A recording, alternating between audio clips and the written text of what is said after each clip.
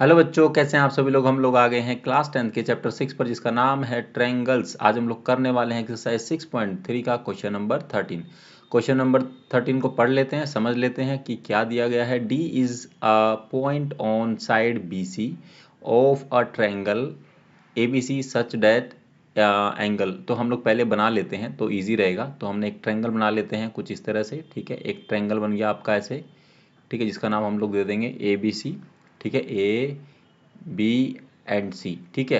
D is the point on the side B C, एक पॉइंट है डी, ठीक है। इस तरह से मान लेते हैं कोई भी, ठीक है। ये इस तरह से हम इसको ले लेते हैं, ठीक है। सो ये हमको दिया है, ये पॉइंट आपका डी है, ठीक है बच्चों। So of a triangle A B C such that A D C, तो इसको मिलाना ही था, ठीक है। A D C, angle A D C, ठीक है, इक्वल दिया है कितना, बी ए सी के, इसके इक्वल दिया है पहले से, ठीक है। मेक श्योर दैट कि गिवन क्या है, एंगल ए डी सी लिखा भी है वैसे, is equal to angle B A C, ये हमको क्या है, गिवन है बच्चों। So that C A square is equal to C B dot C D, इसका मतलब ये प्रोपोर्शनल दिखाना है हमको, जो साइड्स होती है प्रोपोर्शनल दिखानी है। उससे पहले हम लोग क्या करेंगे, हम अगर इन दोनों ट्रायंगल को हम लोग अगर जैसे कि ए डी और सी और एंगल बी ए सी, ठीक है, ध्यान से देखो। सी ए जो है वो आपका पूरे वाले ट्रायंगल में आ रहा है, ठीक है, तो सी ए स्क्वायर हो जाएगा। और C B and C D ये इसमें आ रहा है, ठीक है। तो अगर हम दोनों जो हम लोग ट्रायंगल ले अगर, और इनको हम लोग प्रूव कर दे सिमिलर, सो हम लोग उससे हमारा प्रोपोर्शनल साइड्स आ जाएगी, ठीक है। We can show that and then answer हमारा आ जाएगा।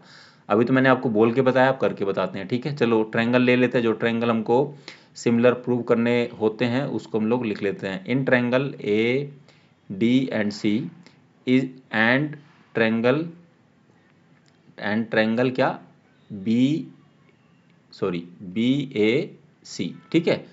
Triangle A D C and triangle B A C, ठीक है। सो ध्यान से देखो, angle A D C is equal to है एंगल बी ए सी, ठीक है। जो इस वाले ट्रायंगल में ये ए डी सी एंगल जो है, ठीक है, डी एंगल है वो इक्वल है इस वाले ट्रायंगल के बी ए सी में। पूरे वाले ट्रायंगल में ये वाला एंगल और ये एंगल आपस में इक्वल है, ये क्या है हमें बच्चों, गिवन है। तो इसको हम लोग लिख लेंगे एज इट इज। अब ध्यान से देखो, ए डी सी इस वाले ट्रायंगल में ये वाला एंगल जो सी है, और बी ए सी इसमें भी सी आ रहा है। So angle C is equal to angle C, reason आपको पहले से पता होगा, कॉमन है दोनों में, दोनों ट्रायंगल में, ठीक है। ये हो गया। सो हमने दो ट्रायंगल क्या कर दिए हैं, शो कर दिए हैं इक्वल, तो हम कह सकते हैं कि ट्रायंगल ए डी और सी, ठीक है, सिमिलर है ट्रायंगल बी ए सी के, ठीक है बच्चों। और कैसे होगा, बाय एंगल सिमिलैरिटी से, ठीक है।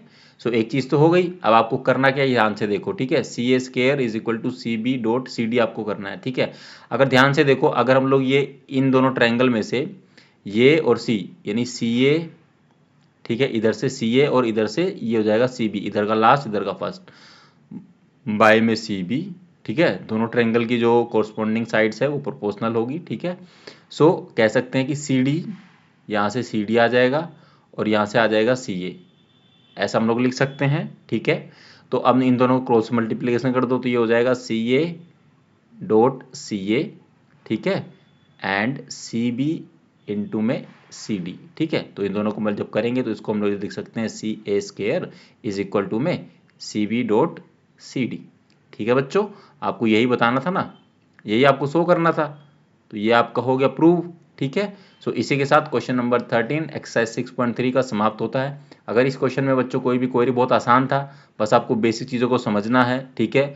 किस तरह से आप ये चीज़ें प्रूव कर सकते हैं वो आपको पता होना चाहिए, लॉजिक का इस्तेमाल करना है, ठीक है, फंडामेंटल का इस्तेमाल करना है। इंट्रोडक्शन पार्ट में हमने जो भी सब चीज़ें बताई है उसको पूरा यूज़ करके आप क्वेश्चन बड़े आसानी से कर सकते हैं, ठीक है।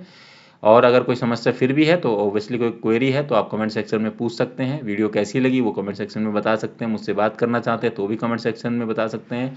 आप लोगों से हम लोग हमेशा कमेंट के थ्रू बात कर सकते हैं, या फिर आप हमें मेरे सोशल मीडिया हैंडल्स पे आप जाकर मुझे रीच आउट कर सकते हैं। एंड मैं सभी कमेंट्स का रिप्लाई करता हूँ लगभग, या टीम कर देती है, ठीक है। एंड अपना ख्याल रखो एंड प्रैक्टिस करते रहो साथ साथ में, सिर्फ देखना नहीं है, बुक कॉपी पेन लेकर बैठो, साथ में सॉल्व करो, ठीक है। एंड मिलेंगे आपसे अगली वीडियो में जिसमें हम लोग क्वेश्चन नंबर 14 करेंगे। एंड टिल देन अपना ख्याल रखो। Thank you very very much.